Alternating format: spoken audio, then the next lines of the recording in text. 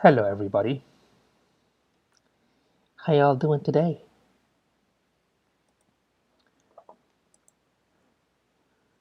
Good evening, everyone. This is Yusuf Chowdhury, tuning in live from San Antonio, Texas. It is 9:16 p.m. Central Time, and today's topic will be about the most common mistakes when it comes to a website. Okay, just give me a second here. Let me go ahead and share this on my Facebook business page.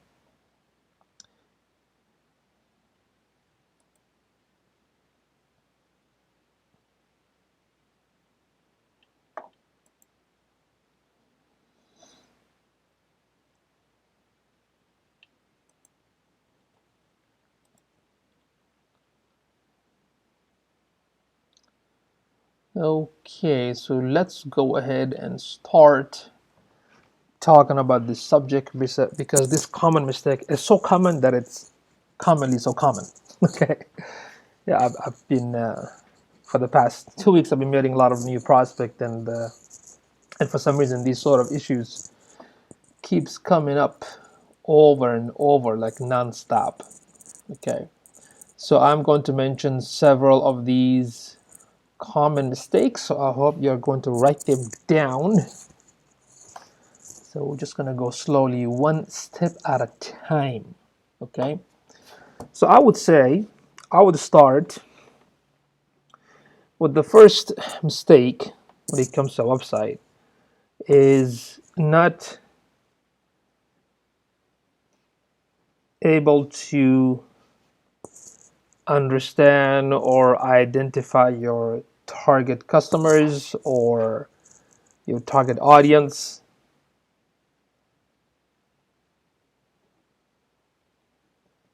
Identify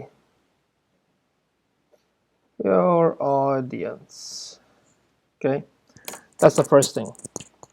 So basically, before you decide to build a website, right? Whether it's for your hobby, whether it's for your business, whatever the case may be, you do have to understand who is your audience, who are you trying to target, okay? Because understanding your target audience, target customer, ideal customers, knowing them, understanding their challenges and what they need can actually help you to put up everything around the website itself and how to market the website based on your audience. So you have to know who is your freaking audience, who is your customer.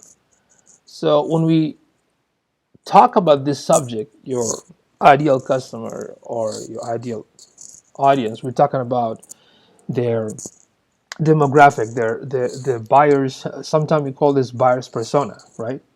That basically means the journey that these target audience are going to go through when they visit your website, right? So you have to first do tons of research to understand who is your audience, right? You can't say I'm for everybody because till this day I haven't seen any magazine called Everybody's Magazine, right? So you have to know who is your audience first. Based on identifying your audience, right? This should be your first step before even building a website. So let's say, for example, somebody wants to start a travel blog, right? So who is his or her audience for travel blog? That means those who want to travel, or to make it very niche specific, maybe those who want to travel on a shoestring budget, right? That's one step. The second step, what is their age group? Are these millennials? Are these baby boomers? Am I targeting only men? Am I targeting only women? Am I targeting both genders? Am I targeting couples? Am I targeting families? Am I targeting students? Do you see what I'm saying? So that's how you have to identify and know who is your audience, because when you build a website, whether you are going to put the images or the content, talks to that audience. Make sense? So that's very, very important, because if you don't know who are you targeting, and let's say you are sharing that website to supposedly your ideal customer, whether in a conference, whether an event, or friends and family, they look at your website and they have no clue what is the website about. They are totally confused. They're like, it doesn't tell me what I'm supposed to do. It doesn't address my challenges and problems. Do you see what I'm saying? So the first step, really, you do have to identify your target audience. That's very, very important. Know who is your audience. So that's the first mistake that a lot of websites out there, they put it out there, and every time I ask them who's your customer, they say everybody. There's no such thing as everybody. You gotta hone it down, nichify it, narrowify it, if that's a word, until you know exactly who is your customer. Okay? Okay. That's the first thing. The second thing, the second mistake, is that building the website without a strategic goal. Okay? I would say the second mistake is you're trying to design or build the website, but there's no goal in mind. There's no strategy. Like, what I'm trying to accomplish from building this website. What is the objective of the website? Okay, if we take the example of the travel blogger, let's say this travel blogger wants to monetize through the blog. So what is their main objective? Is it to get more subscribers? Because eventually he can sell services or affiliate product or training courses through the subscribers. So the goal is to capture not just any subscribers, but targeted ideal audience subscribers, right? So you have to have a goal. What is the objective of that website? And when we say, "Oh, I'm building this site because I want to sell," of course, everyone wants to sell, but like, can you be more specific? No website out there should be just put out there for the sake of just putting it out there. Of course, it has to be monetized. It has to be used. It has to generate income. You feel me? So you need to identify what is the goal, right? What is the goal? What I am trying to achieve from this website. If I'm a yoga local instructor, or even, let's say, a martial arts or UFC or Brazilian Jiu-Jitsu, right? That means I need more students to sign up who are interested to get into this program. So if I'm going to bring my target audience, let's say students who wants to get into the Brazilian Jiu-Jitsu, that means the first thing I want them to do when they come to my website, I have to have a goal and a plan, like a journey. I'm going to take them to a journey. I'm going to bring them into my site. There is a 30-clip video, shows all the cool stuff. What's a benefit of getting into the Brazilian Jiu-Jitsu, for example. And when you address it, it has to be in the first person, but you have to talk about them and not about you, right? You always have to talk about your target audience. You are engaging with them, you are talking to them, you're addressing them. Then the solution, or the answer to the solution, is going to be you at the end, right? But initially, you have to address them. Do you see what I'm saying? So what is the goal? Is the goal to have them sign up for the classes? Michelle Hayward, what's going on? Thank you for tuning in. So you have to be very, very clear. Like, what is the goal? So the goal determined the structure or the design or the building of the website. Identify your goal, like narrow it down, like bullet by bullet, right? The objective of this website: I want to get more students to sign up for these classes. How I'm going to make them sign up? I'm going to put a video. I'm going to put an offer. I'm going to address their needs and concern with the benefit and why they should join. Then there's a call to action. Do you see what I'm saying? Why they have to join, how this is different, how to join, how to get started, right? So you need to have a goal, okay? When you build a website or design a website, you have to have that goal in mind. Without the goal, you're basically just shooting in air, to hit the stars, I guess. Shooting in the air, right? Michelle said, changes have been made to my website. Only one page to come The service page, LOL. Okay. So does that make sense? Do you all understand what I'm saying? Right. So the first mistake, Michelle, I talked about not able to identify your ideal audience or ideal customer. So one of the biggest mistakes that I see most websites do is like, I don't understand who's the audience based on the way they design the website. That was the first mistake that I mentioned. The second one is to build the website or design with the goal in mind. So you have to have a strategic, practical, result-based, actionable goal. Like you want to achievable goal. Okay, based on that goal, you're gonna come up with the design. Does that make sense? Okay, so that was the second one, right? Let's see. That was a second mistake. The third mistake is, this is 2020, and for some reason I still see websites that use sliders, right? Do not use sliders. So do not use sliders. Why?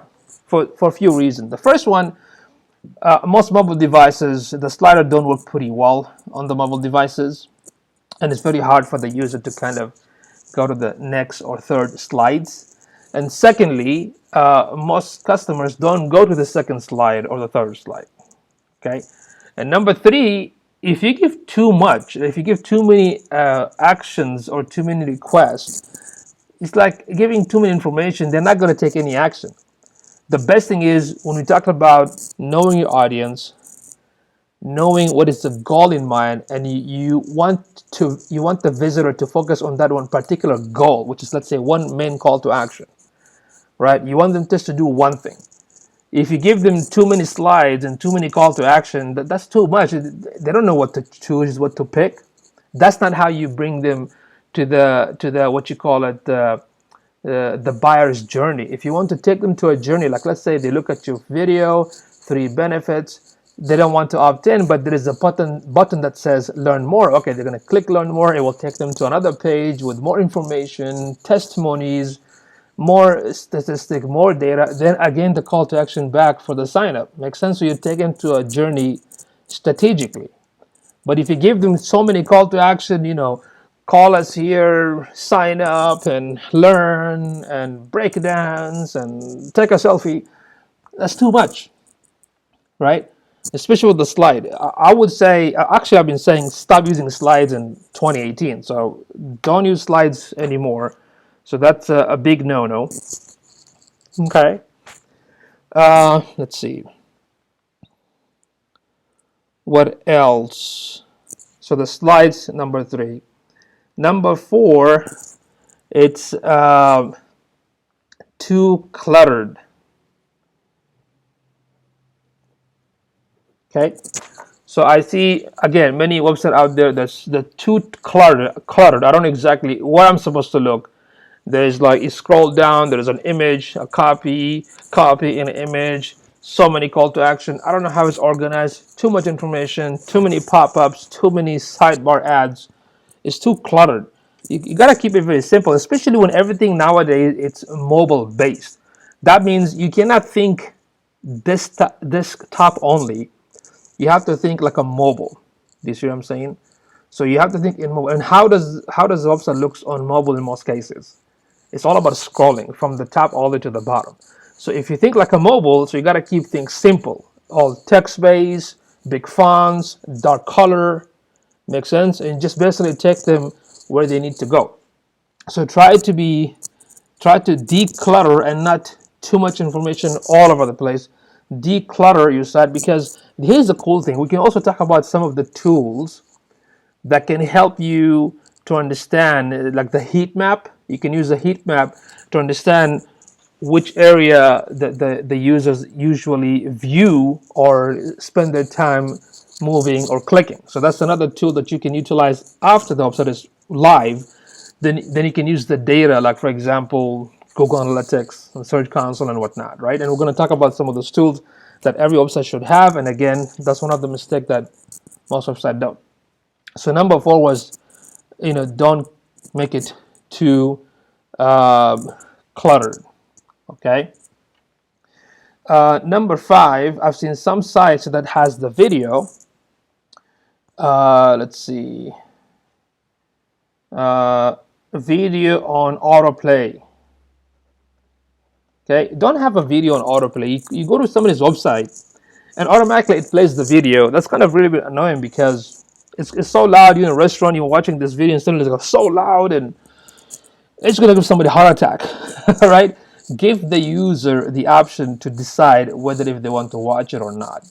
So leave that play button so they can click on it. In fact, here's another thing. The issue with having the video on autoplay, how would you know if you get, let's say, hypothetically 100 hits a day? How would you calculate how many of them actually watching? But if you have a click button that says play, for example, you can set up some type of rule on the back end of the Google Analytics, a goal page to basically take that into a measurement. So it can tell you how many visits actually played the video, right? You can use tools like Hotjar as well, Crazy Egg, or what's the other one? Orange something, okay? So don't have the video on autoplay. Don't use slides. Okay, slide is number 3. Number 4, don't keep your site to be too cluttered, and don't use video on autoplay. Okay. Now, previously, when I talked about the goal and the objective of the website and the message that you're going to share with the target audience, I talked about how it is best to speak in the first person and not always on the third person. This is not like a newspaper information. It's not an article about your site. It's best to speak in the first person. But even if you do that, you do not want to start speaking in the first person as the first sentence. What I mean by that, you can say something like, if you have challenges with losing weight for X, Y, and Z, we are here to help you with the following X, Y, and Z, blah, blah, blah, like that. See? Why? Because you're addressing their concern. And you're showing them that your ideal customers, your ideal audience, are the one that matters first. Then you can provide them the benefit, not necessarily the features, but the benefit of why and how you can help them. Make sense? Hey, Ryan, what's going on? Hey, thank you for tuning in, brother. Appreciate it, Ryan. So does that make sense? So I would say number 6, well, actually, that's part of number 2, and that is when you speak in the first person, address the concern of your audience first. Like mention the issues and the challenges, the problem they're facing. Then you respond as the answer. Make sense? Thanks a lot, Ryan. I appreciate it, man. Excuse me. Does that make sense? So that's what I mean by when you write in the first person, don't start by saying that, hey, we solve issues. Don't do that, because it's not about you. It's about your ideal audience, ideal customers. Excuse me. Okay, so we're still on number 5 mistake. Mistake number 5, don't put the video on auto. Okay. And excuse me. And this is another mistake. I actually saw this with another prospect, and hopefully I'm going to work with him soon. And that is unclear message, right? Unclear or not clear message. Because what I mean by that, unclear messages or not clear, when I've seen some website out there, and me and my team will look at it, and we're trying to figure out, what is this website about? Right? Like, we still can't figure it out. We read everything, and some of these sites are written in like I don't know, like you need a dictionary to define what every word means, and some of them are so poetic that maybe specific people can understand it, right? Maybe the target audience can understand that. But you have 2 seconds to let your target audience, when they visit your website, for them, hey, Vanita, thank you for tuning in. How you doing? Thank you. So you got 2 seconds to make them understand what this website is about. and the message within the website has to be so clear. I mean, kids should understand. I mean, it depends on the niche, of course. If you're in the like in an industry that requires medical, B2B, that's different. But let's say for most websites out there, you have to make the message clear. When I read it, I understand what it means. But if you talk too fancy or too creative or using these big words, that doesn't do any good, because you're going to lose that interest, right? So I see so many websites out there that doesn't speak like, I don't know, just they make the content so complicated that I don't want to spend time to figure out what do they mean by these and that. So you have to make sure that your messages are very clear that anybody can understand it. And I see this one of the mistake in so many websites out there. So that was number 6, unclear messages or unclear offers. So that means the offer is not clear. Like, what are you trying to provide? What are you trying to give me? What kind of services you're offering, right? It has to be very, very clear. Okay, so that was number 6. Number 7, missing analytics. Okay, so the Google Analytics and Google Search Console. So after identifying the target audience, having the goal in mind, knowing how many pages do you need them and why do you need them, is not cluttered, there's no slides, there's no auto video, and the message is so clear, right? Now you have to add this free tool called Google Analytics and Google Search Console. Okay, completely free. Now, if you want to use another tool that is a premium, that means you have to pay for it. But you can also try the free version of these tools. The one that I like is called Hotjar. That's one, Hotjar. Or you can look into Crazy Egg. The cool thing about these two tools, there's another one called Orange. I forgot the name. Orange something. That's another one. Basically, what it does, it will record the actual behavior of your website visitors from mobile devices and laptops. So this will give an idea what is exactly happening to the pages. Are people clicking what they're supposed to click? Are they reading what they're supposed to read? And based on those data, you can go back and make the adjustment. Okay? And why that's important? Because with analytics, especially with Google Analytics will tell you, for example, what is the bounce rate of the website, what is the time frame or how long they're staying on certain pages, for example, certain keywords that brought the traffic, where the traffic is coming from. Is it coming organically? Is it coming from social channels? Is it coming from Google Ads? Or is it coming from referral links or backlinks?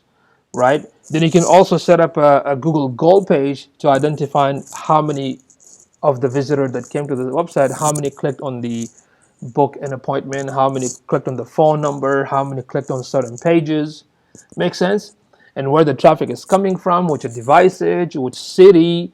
So these information matters because you can understand the behavior of your website visitors. You can go back and make the adjustment and tweaking. Now, with Google Search Console collects similar data with an addition that is also meant for on-page SEO factors. So if there is a malware, it will let you know. If your on-page SEO violates Google's Webmaster Tool standard or guideline, you can get some warning and can go back and fix it. Once you optimize the pages for the on-page SEO on the back end, you can use the Google Search Console to submit a sitemap and fetch as Google so the bot can come and re-index everything so you can get properly indexed on the search. Okay, so you definitely need those two free tools. With an addition, if you want, you can go with the Hotjar or Crazy Egg. It's very, very important. So number 8, speed. Okay, number 8, speed. Your website has to be very fast, and a lot of time, yes, it might be fast for you, but the backend might be slow. So you have to use, hey Jennifer, thank you for tuning in. How you doing? And if you all have any question, please feel free to ask. So you have to check with the speed of the website. Okay. So even if it seems to you that it's fast when you go to the mobile device or the laptop and desktop, you have to run tools like Google's speed test page. You can use GTmetrix. You can also use webpagetest.org and find out what's the speed on the back end. Okay, with GTmetrix, it has to be A plus on both. With Google Speed Test, you have to be above 90% minimum. And with webpagetest.org, I don't remember if they have a rating system or whatnot. I forgot, but it's best to look at all these three tools and not just rely on the Google page speed. Okay, so speed is very, very important because it also helps, not just because of the so-called search engine or for the search engine. It's also good for your customer because if the website is very fast on the mobile device and on the laptop, your customer is going to have an awesome experience. Make sense? So that is number 9. I'm sorry, that's number 8. Number 9, it has to be mobile friendly. Okay, it has to be mobile friendly. So the good news is most websites these days are mobile friendly, or what we call it responsive based design, and most of the WordPress self-hosted site are built with responsive, you know, web design. So you have to make sure that website is mobile friendly. There is a tool for that. You can just go to Google and type Google mobile friendly tool, plug in your website, and it will let you know that if it agrees and follows the mobile friendly status and whatnot. So that is number 9. And let's see what else I have. Speed. On-page SEO. This is the most common mistake.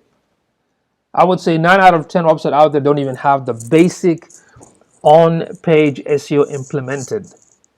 Like every single page do not have a proper page title or a title tag with the relevant key phrases on them. Most of them don't even have a meta tag description.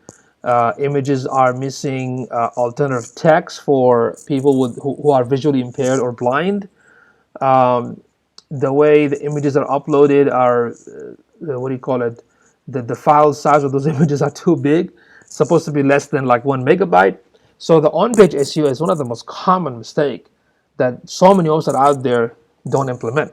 And you can use tools like SEO Quake. It's a Chrome extension. I think they have it on Firefox. I can't remember. I have to double check. So if you can use that Chrome extension, SEO Quake, plug it into your browser, go to your website, click on it, then it will tell you page by page the parts that are missing that you need to go ahead and fix it. So once you implement the on-page SEO, then you can go back to your Google Search Console and do a sitemap submission or fetch as Google.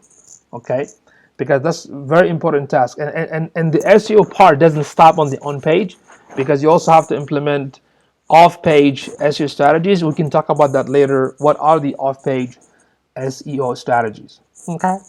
All right. So these are some of the most common mistakes that I can remember. There are actually more than that, but this is what I can think of right now. I just mentioned 10 of them. I talked about. Let me just go ahead and revise it quickly. If anybody else has any question, feel free to ask. It is 9:45 p.m. Central Time here in San Antonio, Texas. So I talked about first, not able to identify your target audience. Number 2, building the website or designing without a strategic goal. Number 3, do not use a slider. Number 4, don't keep your website too cluttered. Number 5, disable auto video if you have a video on the home page. Number 6, unclear offers or messages. Number 7, missing Google Analytics and Google Search Console. Number 8, pay attention to the speed of the website. Number 9, website has to be mobile friendly. And number 10, which is actually number 1, I consider number 1, and that is missing on-page SEO. Okay. Now, one of the biggest concerns right now, beside all this, what we call the accessibility rights, or the ADA checklist, which stands for American Disability Act. So most websites don't even have that option put in place. So you need to take that into serious consideration, because I believe last year Domino's website got sued because it was not compatible for people with disabilities. So there are tools out there that can help you to optimize your pages for that. It is called ADA checklist. So make sure, I'm going to add this as number 11, ADA checklist. You gotta follow and implement that. Okay. Actually, I thought of new things right now. So I'm going to add 11, missing ADA checklist. So make sure you have the accessibility disclaimer on the website. Number 12, make sure you have privacy policy page, legal disclaimer, and terms of service. Okay. Sometimes to build the credibility, you need to have these pages at least on the footer on the bottom, but make sure you also have accessibility disclaimer page, which basically says that you're aware of the ADA checklist rules, federal law, and you're basically working to make the website compatible with the ADA. That's why you need to have that disclaimer. Then, of course, privacy policy, terms of service, and what do you call it? I'm sorry, privacy policy, legal disclaimer, and terms of service. You can have those 3 separate pages, or you can add all of them under the privacy policy. What I mean by that, you can have a page called privacy policy, and within that page, you can have legal disclaimer and terms of service. So that's number 12. Okay, that is number 12 that I added to the most common mistakes these days. Okay, let's see what else I can add. Excuse me. Anybody has any question about the most common mistake on a website? Nobody? Okay. Let me also, so this is a combination of laptop and desktop, but let me also add the pop-up. If you are using a pop-up, make sure that you don't use the pop-up right away. What I mean by that, if a customer visits your website, don't have them see the pop-up right away. Give them like probably 10, 20, 15 seconds for them to decide to see that pop-up. And the pop-up has to be something like properly or strategically put in place. What I mean by that, if you want to capture name and email addresses or subscribers, I think that pop-up should be more visible on the blog page or the blog section of the page, not on your homepage, right? Because I'm on your website trying to read who you are, what do you do, and this thing pops up. It's kind of annoying, right? So be careful with that. If you do want to have a pop-up, let it show a little bit late. But the best option is if you can have it on a specific page. If you're going to collect emails, then it should be on the blog page. Just a test. I mean, you can also test it at the home page and see what happens. As long as you have a Google Analytics configured, then you can analyze and see which one works, which one doesn't. Okay, so that was number 13. Now let's add number 14, and I'm going to focus here on the mobile. So when it comes to mobile sites, you have to make sure that, again, it's very fast. It has to be fast on mobile. Okay. On mobile. 15, do not make a small font, and this is both for desktop and mobile device or laptop and mobile device. Don't make the font so small or gray in color that it's so hard to read. Like I need a telescope to put the website on a telescope to read it. You know, dark color, right? Dark color, whether it's a gray, dark, or black. And the font size, maybe 14 inch to 16 inch. Okay, a little bit bigger. And number 16, easy navigation on the mobile device. So you have to make sure that the visitor are able to navigate easily by clicking, the box opens up. Okay, make sure it's very easy to navigate. Number 17, clickable phone. So make sure that the phone number on the website from the mobile devices are clickable. You don't want them to memorize the number and go and click. So as soon as they click, it's clickable. Okay, and the maps. Make sure the maps, if there is a way that you can have the map, there's some dynamic map where when you go to the website and you move the mouse with the map and the map moves with the mouse, it's kind of distracting and annoying. Something on the mobile device, you don't want to do that. If they can just look at the map and the address, and when they click the address, if you take them to Google app or the iPhone's map, then that should be good. Okay, so clickable phone and easy map navigation. Okay, so that's 13 common mistakes. All right. So I'll combine the laptop and the desktop. So that's so far I have 18. Unless if y'all can think of anything, if y'all can think of any mistake that you noticed, that you were like, my God, this thing is so annoying, right? So let me know. Put in the comment section. What else? What else do you think it's a common mistake when it comes to website, or what else? Things that kind of annoy you. So let's figure out if that it's a mistake or maybe you are annoying, right? So let me know. So far, I have 18 common mistakes. I'm sure there is more, but that's all I can think of right now. You know what I mean? So, anyhow. So, does anybody else has any question? Anybody have any question? It is 9:52 p.m. Central Time. We covered a lot of common mistake when it comes to your website. So make sure you go back and implement these fixation or fix these issues.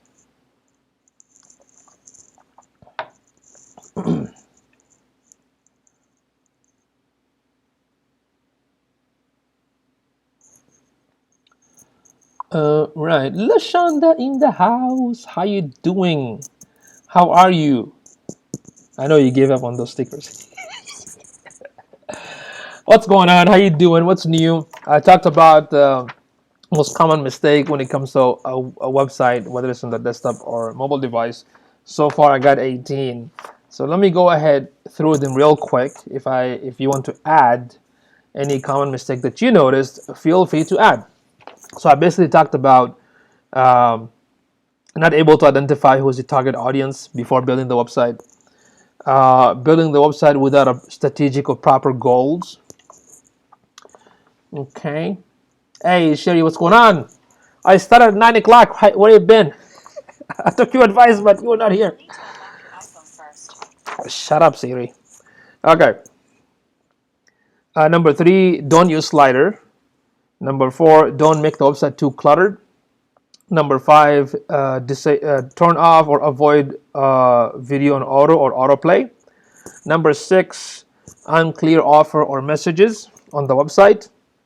Number 7, missing Google Analytics in the Google Search Console. Number 8, speed of the website. Number 9, website has to be mobile friendly. Number 10, which is the most important one in my opinion, which is missing on-page SEO. Number 11, website is not compatible with the ADA checklist, which is the American Disability Act. And 12, missing privacy policy, legal disclaimer in terms of service pages. Number 13, the sudden pop-up that shows up first second as soon as you visit the website and something pops right away. Avoid that. Make it show up after maybe 20 seconds or on a specific pages. Number 14, website must be fast on mobile device.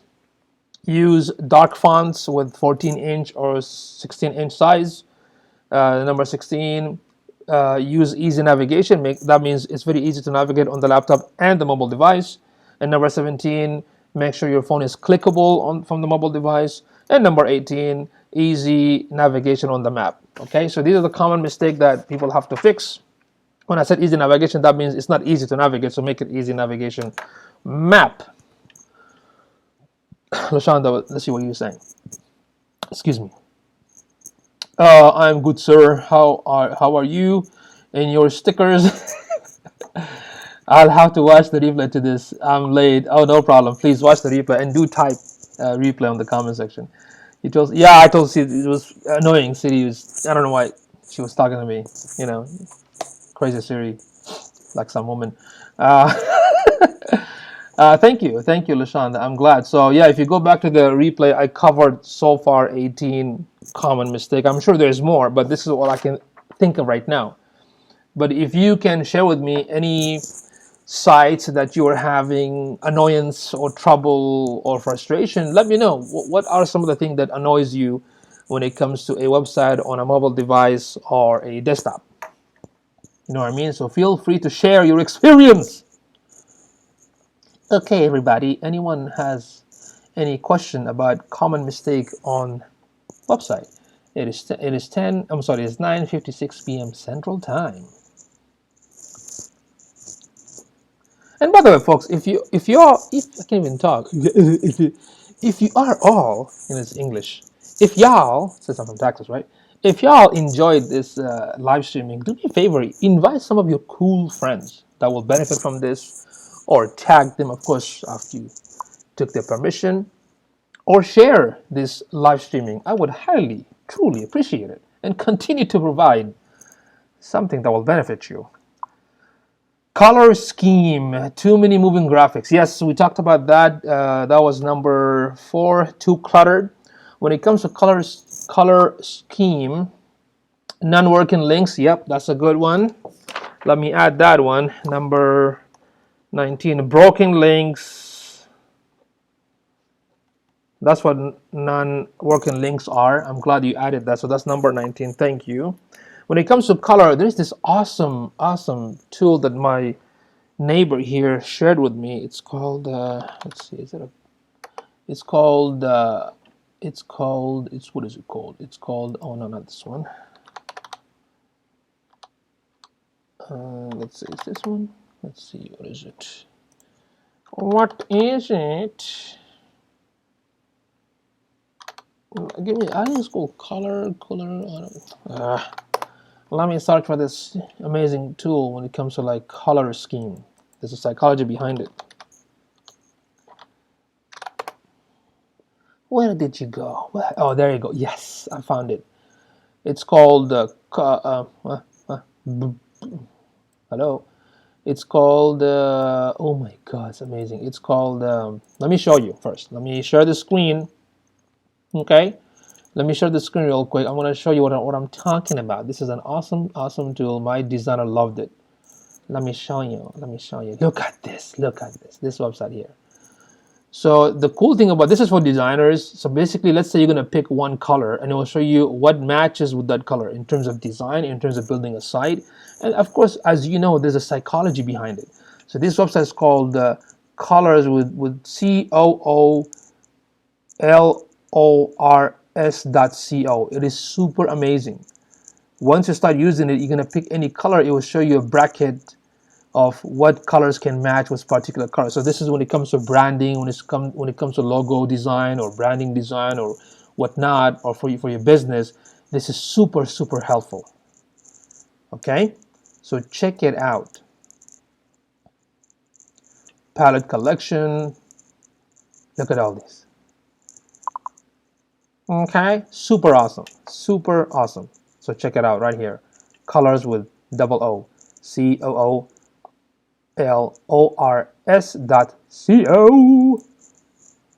Okay, back to my awesome face. Let's see. Too many graphic, no working links. Manny Martinez, I got a question for you. For you to answer. Is it snowing at your house? Because it's snowing here in Cibolo, Texas, my friend. Oh my God, no. In San Antonio, it's not. There's no snow, but it's still 40 something. Let's see. What's the weather here right now? Hey Siri, what's the weather here right now? Better watch your step. It may be icy out there. It says it might be icy. Can you all see it? It's 36. Is there ice outside? I don't know. I'm just looking, but it says it might be icy. So, like you, Manny, it's not a common for us to see it snowing in Texas. Not user friendly. Oh, Lashanda, number 20, UX factor. A lot of website ignores user experience, ignores UX factor or UX usability factor. They don't understand how the customer going to behave when they come to the site. They don't even take those into consideration. You have to consider my website visitor, just like when they go to Starbucks to have an awesome experience with drinking and meeting and doing some other crappy stuff. So you need to have them have that awesome experience on the website as well. So you have to make the website user super friendly. I'm glad that you mentioned that, LaShawn. I'm going to put that as number 20. Number 20 under the common mistakes. No last updated info. Okay, last updated information not saying authenticity. Is it? Excuse me. Yeah, that's why you need to have a testimony page, legal disclaimer, privacy policy, terms of service, and accessibility disclaimer that can, put some reliability on those. Oh, HTTPS, yes, another problem I saw. 21, missing the SSL certification.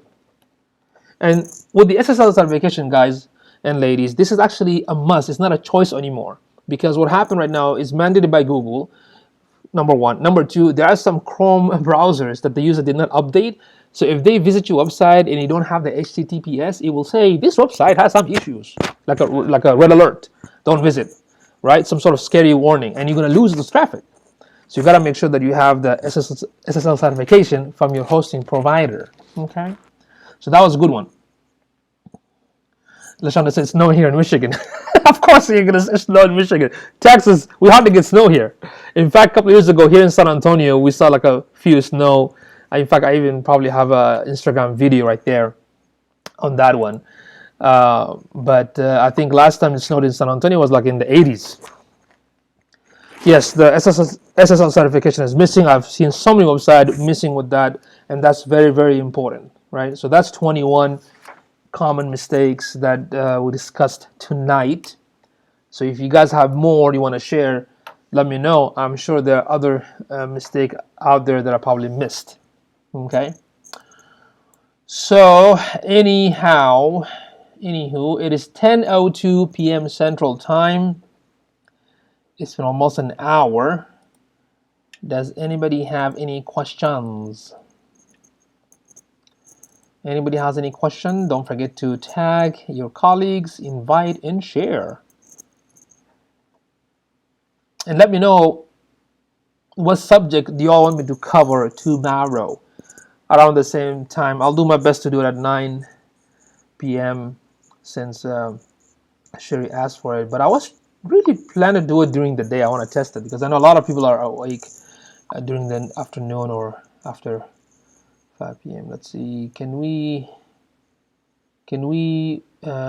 tweet them to you? Yeah, can we tweet what? Because I'm on Periscope and YouTube and Facebook. So if you're on Periscope, just share it on tweet. If you're on YouTube, you can share it on Facebook and Twitter and anywhere else. So yeah, right now I am actually on what do you call it? 3 channels. I'm still waiting on crazy LinkedIn to give me the permission, but I didn't get it yet. So my plan this year actually to broadcast my live streaming content to a bunch of streaming sites. I just want to spam those live streaming sites with my face. So yeah.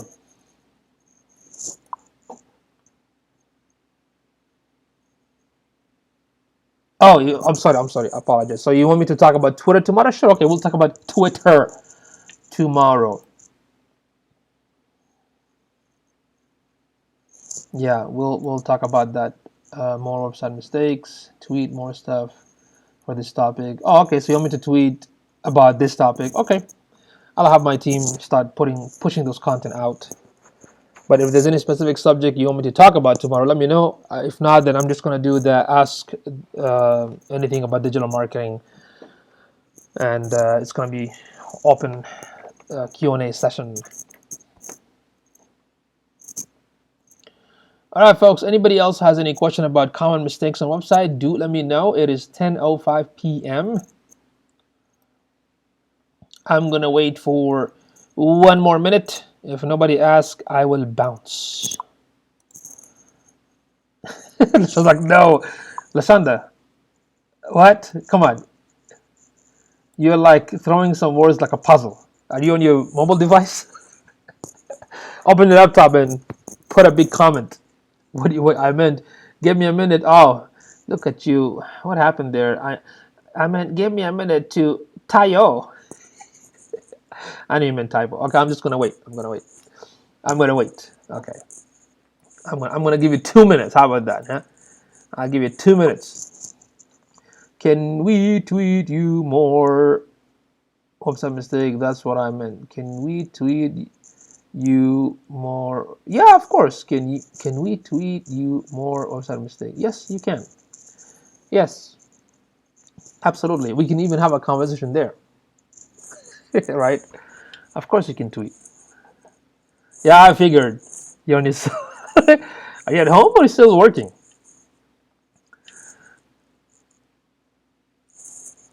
Yeah, I use everything. Even when I WhatsApp, I do it from my laptop. Yeah, I can't handle the phone. My fingers are too fat, so I just use the laptop. I do it from my laptop. That's weird. Looks weird.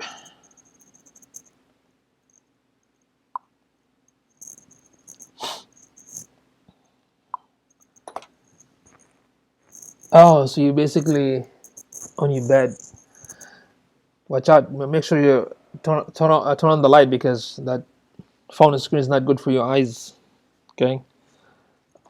I don't want you to ruin your eyes because I've been watching his show. That's why my eyes got messed up.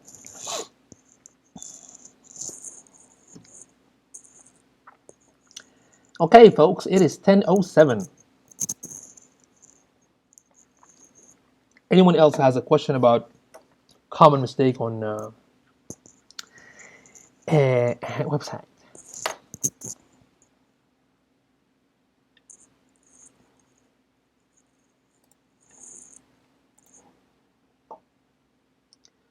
Okay, it is 10:08. One more minute.